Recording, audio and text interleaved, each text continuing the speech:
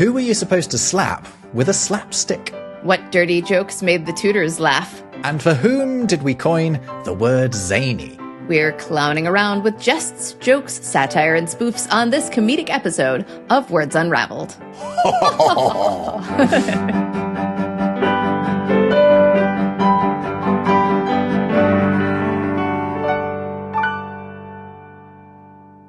Welcome to another Words Unravelled. I'm Rob Watts from the YouTube channel Rob Words. And I'm Jess Ferris, author of etymology books, including Useless Etymology. And today we are talking about one of my favorite topics, comedy.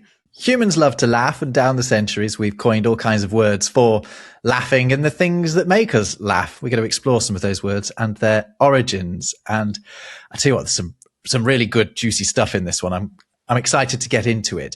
We should start with the etymology of comedy, though. It's not the most exciting etymology we'll get into, but we should give it a mention. Yeah, I mean, of all the words in here, I think most of them have more story to them. But comedy is from the Greek komedios, which means an actor or a singer or a poet who performed at festivals and revelries, and they would put on Commedia, an amusing spectacle that everyone could enjoy.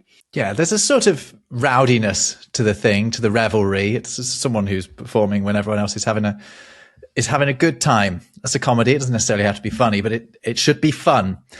Tragedy is, funnily enough, a more fun word, isn't it? Because it's thought that the tragos that makes the trage in tragedy means goat. So with the udi at the end also meaning the same as it does in comedy, which is essentially a song, tragedy is a goat song.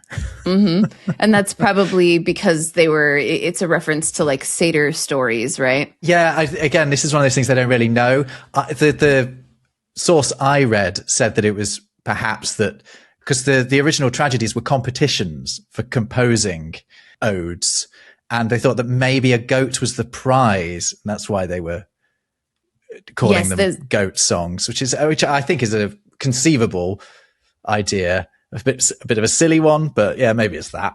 There is a probably apocryphal tale that Thespis, for whom thespians are named, earned a goat as a prize for winning an acting competition. But goats also come into play with the dithyramb, which is a hymn sung to Dionysus. The dithyramb was a predecessor of tragedy and usually included a chorus made of people dressed as satyrs. Right, but we should talk about satyrs because they both are and are not connected with comedy, aren't they? So we have the comic genre of satire, but down the centuries and including in antiquity, that word was confused with the Greek satires, not the same thing. The words don't come from the same place. The idea of, mocking the prevailing morals of the day, or, as it is today, mocking current affairs, does not come from the Greek satires, even though you could have, satiric drama back in the day. It instead comes from a Latin word, satura, which is actually related to saturate, and also words like satisfy and sate. But the original satires are collections of works. It's a miscellany, basically. It's saturated with all kinds of different genre, be it ode or prose, etc. And then it shifted under, as you said, the influence of the Latin satyr, because it was sort of mistakenly connected with the satire that appeared in Greek satyr drama. But we know better now, and that these have come from different sources. But you got us there very elegantly with that with that theory about the goats in the tragedies. I feel like with goat song, we need one of those screaming goats to appear on screen.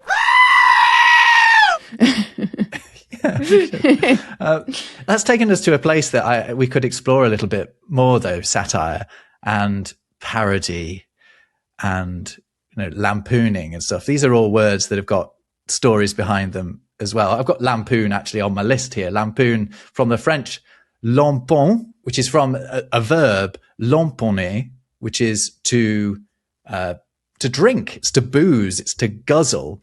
So lampon with an S at the end of it, lampons, you would see it written in English, means let's drink. Essentially, it's the version of the verb you would use with we. So lampon, nous lampons would be we drink. I recall reading that it's related sort of to the word like lap, as in like lapping up something, which would make sense. That does make a lot of sense, doesn't it? Yeah, you're drinking something, but more effusively than just a gentle cat lapping at its water. And I mentioned parody as well. The oddie at the end of there is the same as the endings on tragedy and comedy. It's a reference to odes from Greek, and then the para, so it's paro, but para is what we expect para to be, which is besides, as in like in parallel or something like that. But the original parodies were parodies. They were parodies of other genres. They were, burlesque imitations of get into more serious art forms. And burlesque itself is also an imitation, a grotesque imitation of other art forms. Burlesque first entered English as an adjective, and it meant like droll or odd or grotesque, kind of either way. But it comes from the French burlesque, which was coined in the 16th century from the Italian burlesco, meaning ludicrous. And the root here is the Italian burla, meaning joke or fun or ridicule or mockery. And the esque is in the style of, in the same way that we like tack that onto other things, right? The sort of sexy angle of burlesque is quite a new thing. That's like a late 19th century American thing where they start working in a striptease into these grotesque performances. They're not grotesque, they're just extravagant, really. Burla was a comic interlude or a practical joke that was inserted into a performance, often in the masks of Commedia dell'arte, which we'll get into. It was sort of this staged mockery, you might say, just to lighten the mood, keep things lively and going. And then it developed this other theatrical meaning from minstrel show structure, which we can also get into minstrel shows. But it became this variety show format that drew from a bunch of different music hall, cabaret type entertainment. And it had things like dances and boxing matches and spectacles and slapstick and music and chorus numbers. And of course, people wearing fewer clothes and singing at the same time. And you were talking about it being sort of an interlude. Is that right? Originally, the Italian burla was. The reason I trying to steer us in that direction is that the word farce essentially means an interlude as well. I don't know if we talked about this before. I definitely put it in my newsletter. The Latin verb farcire means to stuff. The original farces were a sort of silly interlude before two other performances, normally more dramatic performances. So it was just called a stuffing. Particularly compared to like food stuffing, right? Yeah, and if you eat a French dish where something has been stuffed in something else, it is called something farci, right? Something stuffed. It is the word that they use in French for stuffing something still. In France, farce was this comic material that was inserted into like religious dramas and things. Yeah, you got to lighten the mood while people are getting their, 18th century ice cream. The distinction here, I believe, is that I've seen it described that farce uses these broadly stylized characters. Its difference between the distinction between satire and parody and burlesque and slapstick kind of come down to, for farce, situation. Like satire targets vice and hypocrisy, and parody is an imitation. Slapstick is literally the slapstick noise when you pretend to punch someone. And farce. we shouldn't throw away slapstick. That's quite a fun one, isn't it? As well, because we're back with the Italians. Because it's the Italians that invent this device, these two bits of wood that are sort of hinged together almost, so that they smack together and make a loud noise, which is great for using in the wings to make a loud noise when something's happening, or for clowns and the like, when they whack someone with it, it makes a much louder noise than the hit justifies. And just to finish the thought, farce uses... Sorry.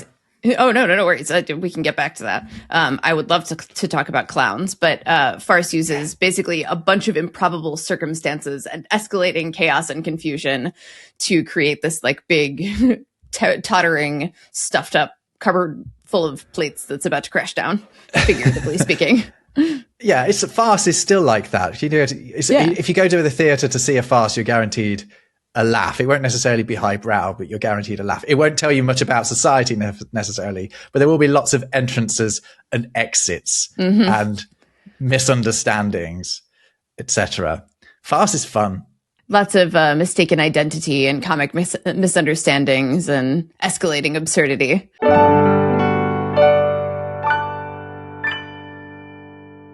Clowns. Tell us about clowns.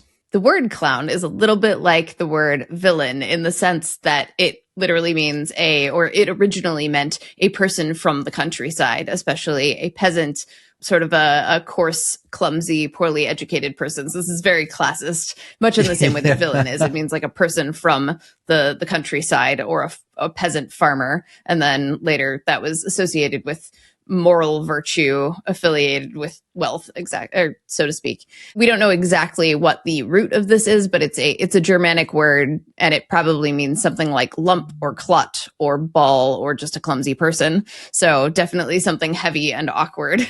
That's interesting. It's a Germanic word, because I've never looked this one up, but I think I'd always assumed that we got it from, or maybe we still may have got it from French. Is that right? Some of the proposed relatives, they're all Germanic. So like Dutch has a word, I don't know how to pronounce it, but it means an uncouth person and it looks about the same. There's also a word for peasant or country bumpkin that's very similar. It is entirely possible that it is related to the word clue, which is a ball of thread, and it's that ball lump sense that we've talked about before, the clue being that ball of thread that leads you through the Minotaur's labyrinth. Yeah, it's very, very fun one. That's yes. Some of the better etymologies. The OED does say that there was an older suggestion that clown had to do with colonists, which also meant farmer, but they ultimately reject that because it just the chronology doesn't quite line up. Yeah, and the idea is that they're country bumpkins. Who's more hilarious than a poor person? Right. There were, in particular, a number of like clown-like characters who inspired our modern clowns in Italian Commedia dell'arte, and I think we should get into that next because there's a lot there. So many of our words surrounding comedy go back to Italian, and it is because of this tradition of Commedia dell'arte. In case you are unfamiliar, it is this early form of professional theater that begins in Italy, and it's very popular throughout all of Europe. It is characterized by having improvised formulaic scenes that use repeating archetypes and patterns, both in terms of the characters themselves, who often wore distinctive and recognizable masks, and then also many of the scenarios repeated in a familiar way. The scenarios are called lazzi, and an individual one is a lazzo. And so they were these well-rehearsed jokes and stock physical gags, and sometimes on-the-spot improvised episodes and routines. But there are some sort of recurring ones, and people who know more about Commedia dell'arte will probably be able to explain this better, but I looked up a few of them. So one of the recurring lazzi is the lazzo of the mirror, which they star the same stock characters every time. This one is Pantalone and Dottore, and Pantalone and Dottore discover a mirror, and it's another character or characters mimicking them, and the reflections exaggerate their movements and grow more absurd over time, and it turns into ridiculous comedy. And then there's the lazzo of the food, where Brighella, I hope I said that right, cooks a meal and then continually tastes and adds ridiculous ingredients like shoes and books and inedible objects. And then the other characters are either tasting and adding their own additions and reacting in horror.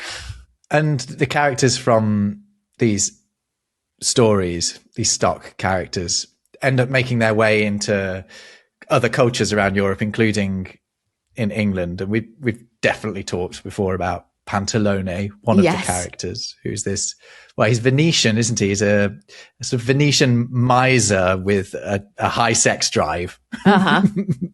And he's grumpy and he's old, and he wears these very distinctive red tights that end up becoming the namesake of pantaloons, because his name is Pantalone, and then pants.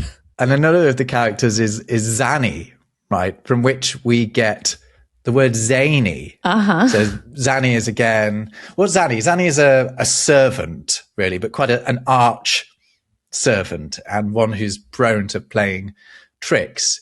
So, it became a thing to call someone a zany or a zany, as English transformed it. And then eventually it just becomes zany. You are zany, but the implication being that you are a zany. You are this sort of quirky character. And then Harlequin is one of the characters as well, Arlecchino. And that's both the character's name and the name of the patterned costume, right? Yeah, he's a Bergamese manservant, I think, the Harlequin. That makes sense. Again, though, you hear how the people that are being mocked are all like the underlings a lot of the time. Oh, yeah, of course. We've got Brighella, who I mentioned a minute ago, is a masked servant who is clever and manipulative and cruel. And Scapino is a servant figure who uses trickery and deception to help or hinder other people. And a lot of them are servants and lower class people. And the characters who are higher class are like the Pantalone character, who's an elderly merchant, and Il Dottore, who is a scholar or a doctor who talks and talks and talks and presents himself as highly educated, and Il Capitano is a soldier, things like that. But this Harlequin character, Arlecchino, is quite an interesting one to do, because obviously we know the word Harlequin as something akin to a jester, I suppose. But traditionally on stage, Harlequin was sort of this invisible trickster that couldn't be seen by Pantalone and or the clown sort of characters. They couldn't see them, which meant that the Harlequin was able to get up to all kinds of mischief. I'm fascinated by how many words we have for the sort of jester and joker and Tons. Harlequin and fool. Yeah, and I found a new one the other day. I popped this one in my newsletter because I hadn't come across it before. A dizzard. Dizzard. Yeah. I know what the ending is. It's my favorite ending. Yes, you but do. what is the first part? I think the spelling has been informed by the word dizzy, but it comes from a French word meaning to speak.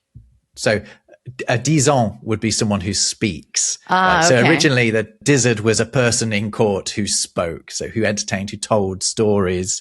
But then it becomes, something akin to a fool. And then in English, to be called a dizzard would be an insult. It would be in exactly the same way that you get the idea of someone being an idiot from, originally an entertaining fool to then just being, you're a fool. The same happens with the word dizzard, but we've lost the word dizzard, unfortunately. We've still got the word fool, but we've lost dizzard. But buffoon's a good one. Buffoon, again, goes to Italian, buffone, but comes to us from French, from bouffon. And it's thought that it's sort of almost onomatopoeia, the first syllable of that, the buff being sort of the idea of puffing your cheeks to get a laugh, really, sort of, so it's like a puffer. That un ending is interesting. We've seen it on Lampoon and Buffoon, and it's a little bit of a moving target. It's usually an interpretation of either the French on or the Italian one ending, just O-N-E or O-N.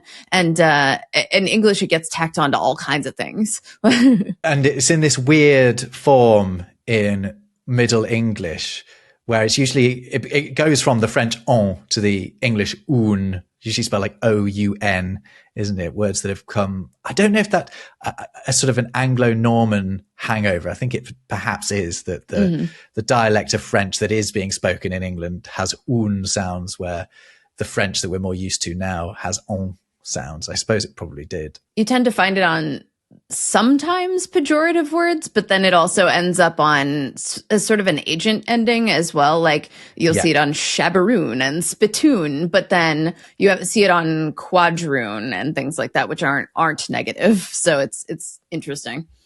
Good point. Mm-hmm. Did you say you'd got some revelations about jesters? Oh, I sure do. The word jest in general. So a jest is not originally a joke.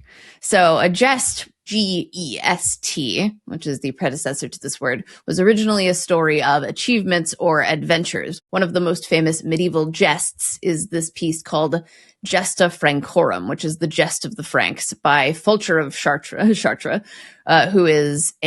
which is a Latin chronicle of the First Crusade, written by this priest named Fulcher, who participated in the crusade. And jester was originally a word for a professional storyteller or a minstrel or a professional reciter of romances. And not until the 15th century, this started in like the 13th century, but by the 15th century, it was any sort of court entertainer. And of course, they were quite silly. And a jest, meanwhile, shrank down to a less grand story, just something you would tell over your ale. So actually, that's quite similar to the story I was telling about dizzards, right? Yeah. They start off as a storyteller and then become a teller of silly stories and then a teller of silly jokes. I also looked up joke, by the way, the origin of joke. I mean, it's not one of the more controversial origins. I mean, it's from Latin jocus, but it's got some relatives in other languages that are quite interesting, like the French jeu and jouer, which mean game and play, respectively. And obviously, more directly from the Latin, we get jocular and jocund as well. One thing that we didn't quite address in Commedia dell'arte is that the word punch in the context of comedy, like the character Punch and Judy, and then I believe the punchline as well, ultimately is from the notion, is from Commedia dell'arte. I was looking up whether I'm not convinced anymore, because I got it in my head that punchline was related to Punch and Judy. I think it's older than that, because there was a character in Commedia dell'arte called Pulcinella, and Punch and Judy is based on that. Both of them involved a puppet, essentially. I'm not sure the term punchline goes back far enough, though. Do you know what I mean? Oh, okay. Yeah. That might make sense. It's a 20th century term. It could be that it is invoking that idea of punch, but I just think it's far more conceivable that it's because it is the line that gives you a punch. You know, yeah, that makes line sense. At the end with the impact. Do you have Punch and Judy shows in America? No, but I'm familiar with them because I read a lot. I mean, they're not unfamiliar to your average person. I don't think so. I think most Americans probably have heard of Punch and Judy, and the magazine Punch in particular also made its way across the pond. Yeah, satirical magazine named after one of the two main characters in the Punch and Judy shows. I mean, I saw a lot of Punch and Judy shows as a child. For people who, if you don't know what it is a small puppet show done in sort of like a little shack that they put outside with a little window, and it's essentially a little stage, and it involves a lot of domestic violence. Basically, Punch and Judy beating each other with sticks. There's always a policeman involved as well, chasing them around. Kids absolutely love it. It's not terribly politically correct. But like we talked about pantomime as well, somehow these things manage to endure nevertheless. The word punch is not specifically from comedy. It means like puncture or poke something, and it's originally from the French ponchonner, which means to punch or prick or stamp or something. And ponchon is a pointed tool or a piercing weapon. Do you use the word gag in the States for a joke? Yeah, sure. It's one of those ones that people don't know. It might be from the sound you make when you laugh. But again, we keep mentioning the OED because this is where we do like to look for these things. And it says that it's possibly invoking a thrusting something down the throat of an incredulous person, because this is a key detail. Gags were not originally jokes. Gags were tricks. I am. Mm-hmm. By gagging someone, are you figuratively seeing how much they can swallow? What they would swallow? You know, how far you can push the trick, how far you can push the scam. Oh, that makes sense. That's good. Yeah, I like that. Interesting. But it might be onomatopoeia. It just simply might be. Like a lot of our words for laughing are, like giggle, snicker, snigger, guffaw. Guffaw is a good one. Guffaw is a Scottish word. Scots had a verb, gawf, which is to laugh. Oh, that's great. And from that we get guffaw. Totally unrelated, but it reminds me that chortle is a portmanteau coined by Lewis Carroll. Yes. And we just use it regularly. I guess not in everyday conversation, but it comes up, you know? Yeah, it's a good one. They do like a comedy awards in Britain called the Chortle Awards. Oh, that's fun. That's cute. Chortle is chuckle and snort, is there? A portmanteau of those.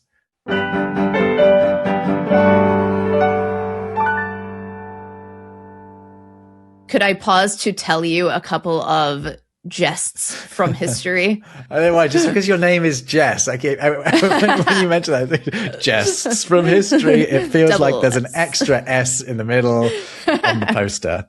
Go on. Give us some Jess's jests from history. I found a work called, there are a couple different works, called Shakespeare's Jest Book from the Tudor period that were collections of humorous anecdotes that were published within a few years of each other, and they're framed as having influenced some of Shakespeare's humor. We have no idea if they did or not, or like what era all of the jokes are from, but there was 100 Merry Tales from 1526 and the Merry Tales and Quick Answers from 1530. So there are, and they're compiled into one sometimes called Shakespeare's Jest Book. And we do see things like our Merry Tales of the Madmen of Gotham referenced in this, not in full, but there will be a little short blurb about the men of Gotham doing ridiculous things to convince the king not to build his road through the town. But some of these jokes are filthy, like absolutely filthy. Like there's one, it's in Elizabethan English, so I'm going to translate it to modern English. But there is one about a woman standing by a river and washing her clothes. And because she keeps squatting down, her dress gets caught in her butt crack and shows off the outline of her other bits. And a friar comes up and makes a joke that's like, the horse is biting his bridle. And she says, Master Friar, he's just wiping his mouth so you'll come and kiss him.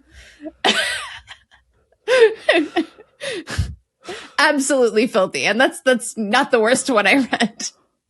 But on the lighter side, I also looked up a mid-19th century selection of jokes called the Jest Book by Mark Lemon. And this one has tamer ones. Some of them are a little, they're not politically correct by any means, but they're definitely, they're meant to be more family friendly. But there's one, for example, that says, the following admonition was addressed by a Quaker to a man who was pouring forth a volley of ill language against him. Have a care, friend, thou mayest run thy face against my fist. Which I feel like that joke is like, that sounds like a modern joke, right? Yeah. It does. Couched in archaic language. Yes. Watch it, mate. You're going to run into my fist. It's great. This one's fun. A loving husband once waited on a physician to request him to prescribe for his wife's eyes, which were very sore. I don't know what's wrong with your eyes if they're sore. And the doctor advises her to wash them with a small glass of brandy. Again, I think that might make it worse. Anyway, a few weeks later, the doctor chanced to meet the husband. Well, my friend, has your wife followed my advice? She's done everything in her power to do it, doctor, said the spouse, but she never could get the glass higher than her mouth. Very good. Very good.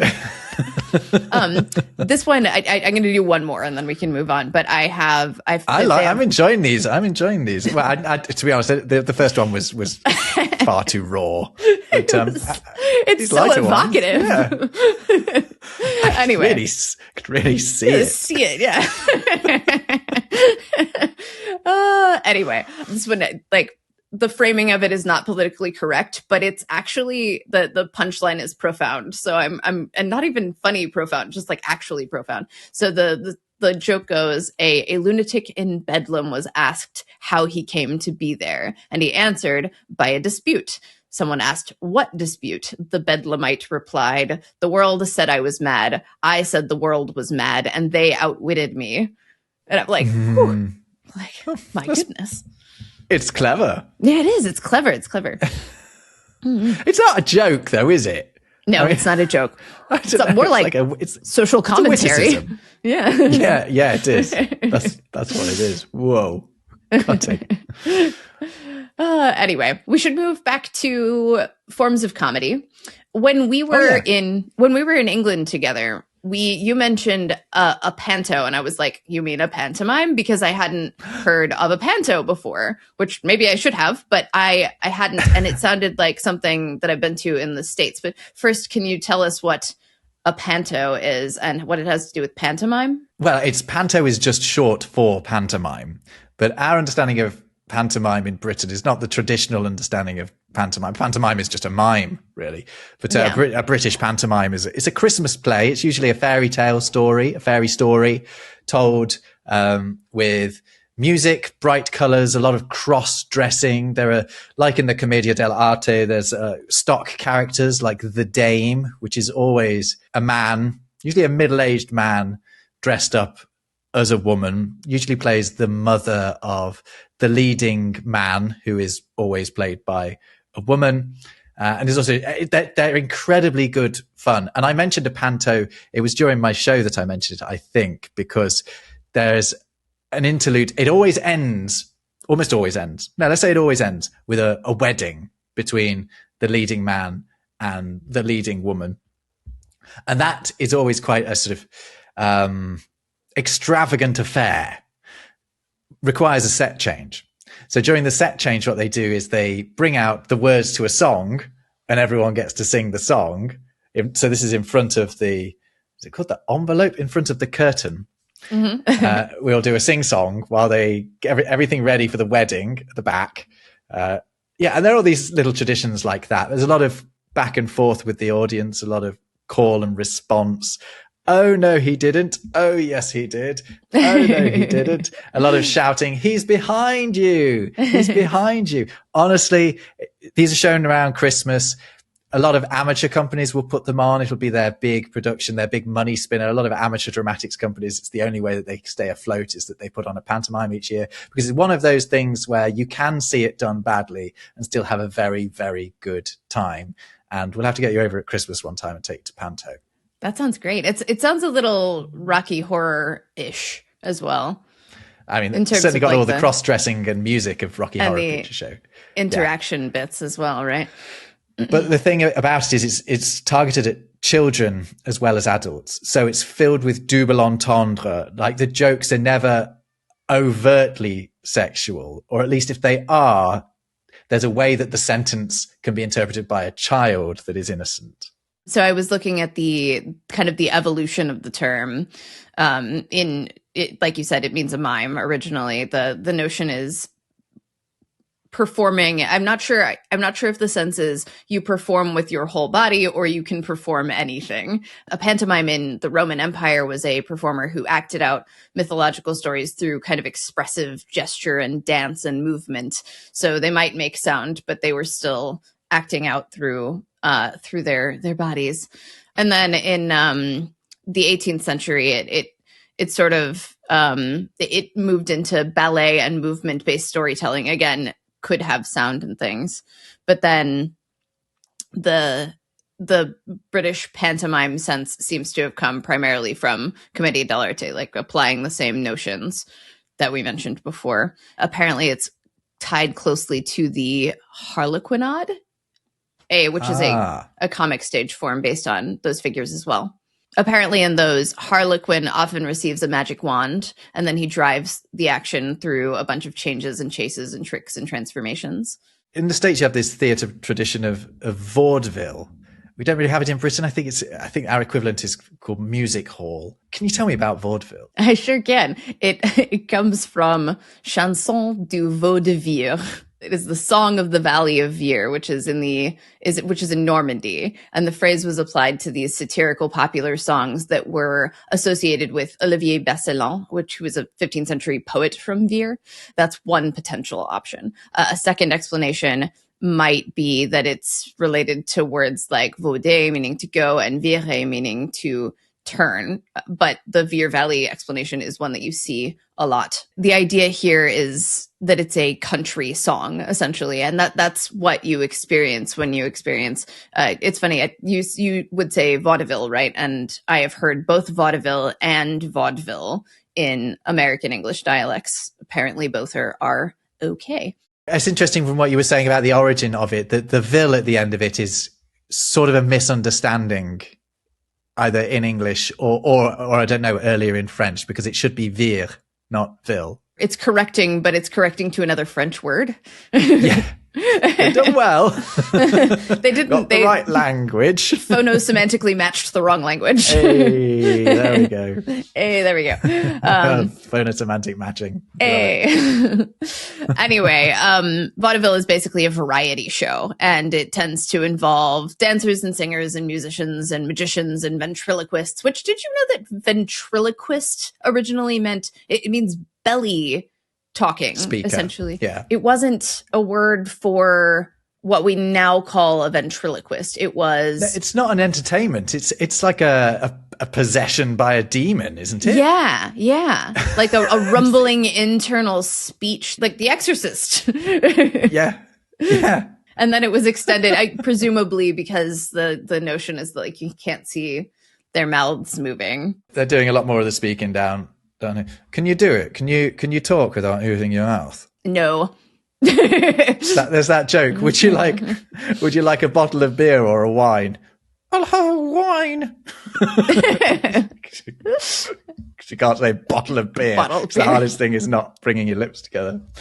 Vaudeville also covers things like Wild West shows and riverboat shows and music halls and burlesques and circus acts. You kind of do everything with Vaudeville, but it was typically considered more family entertainment than burlesque shows.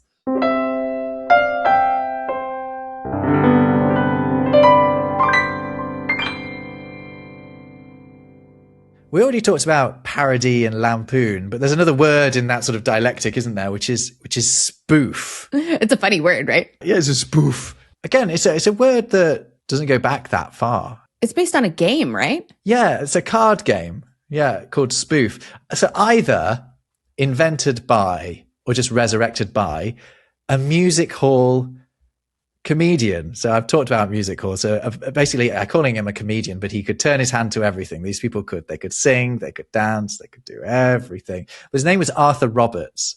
And in the 1880s, he popularized this game of cards called Spoof, sometimes spelled S-P-O-O-F, sometimes spelled S-P-O-U-F. And it would appear that a large part of the game was tricking people. Which is common in card games. Yeah, exactly. So actually, in a similar way to, we can talk about trumping someone, that comes from the game of trumps. You start being able to talk about spoofing someone from the game of spoof, tricking them. That's where spoof comes from. Mm-hmm. And so how did we get from spoof to like parody? It's not parody, but it has elements of parody. You know what I mean? Well, spoofing, for example, radar. So if you spoof a radar, that means you have tricked that radar into thinking something is there that is not there.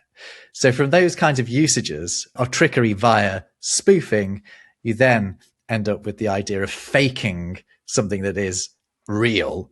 And that's so a film spoof is a fake version of the real thing, So that's like Scary Movie, taking the whole genre of horror films and making a fake funny one. They spoofed it, exactly. I would love to talk about the word travesty, because this was first in English a word for a comedic form as well, right? Travesty means it's trans and vestire, so to clothe across, it's cross-dressing, something reclothed or cross-dressed. And in English literary use, it was a burlesque treatment of a serious work, especially one that kept the subject and the characters while making the language low or grotesque or absurd. So like parody changes the subject while imitating the style, and travesty keeps the subject and the characters, but then drags everything through the mud. And so a travesty became any distorted or inferior or grotesquely inadequate version of what something should be. So we have like a travesty of justice, which is like one of the earliest phrases that we have. That is one of those etymologies that is going to change how I use that word, right? Ever so slightly. Etymologically, it means the same thing as transvestism, basically, travesty. But it's a figurative wearing of someone else's clothes, is it?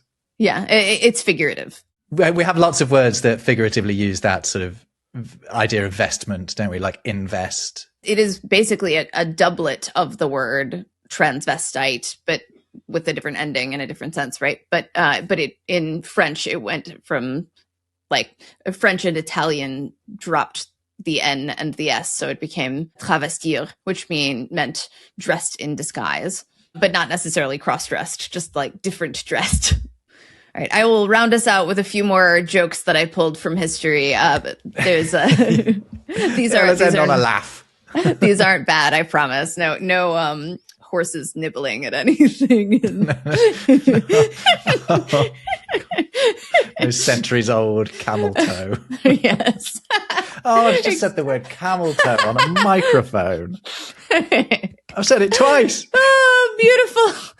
Anyway, these are a little less ridiculous, but these are vaudeville jokes that were collected by the Wayman Brothers, which was this New York-based publisher active in the early 20th century that specialized in low-cost paper-bound entertainment jokes and parlor tricks and magic and songbooks and things like that. So I have a couple of these. One of them, George Washington was the bravest man in the world. He was never licked in his life. Oh, yes, he was. He was licked on a postage stamp. Then they had to do it behind his back. Okay. It's fun. Droll. It's droll. Yes, droll. A lot of these. And they're meant to be very family friendly. Like, for example, it has been asked, when rain falls, does it ever get up again? Of course it does. In due time. I like that one. Oh, yeah, that's fun. I like that one. Yeah, okay. That's a good pun. And, we really didn't do pun. Yeah, I don't think it's a very interesting story, pun. I think it's one of those, not really sure where it comes from. It's just a syllable, not a lot to go on with where the word pun comes from. Anyway, I think that was a fine, good, a rollicking good time. Yes, a much needed bit of comic relief for us all. Thank you so much, Jess. You made me laugh. I've made me blush. Another episode of Words Unravelled completes the full bingo card. We'll see you next time.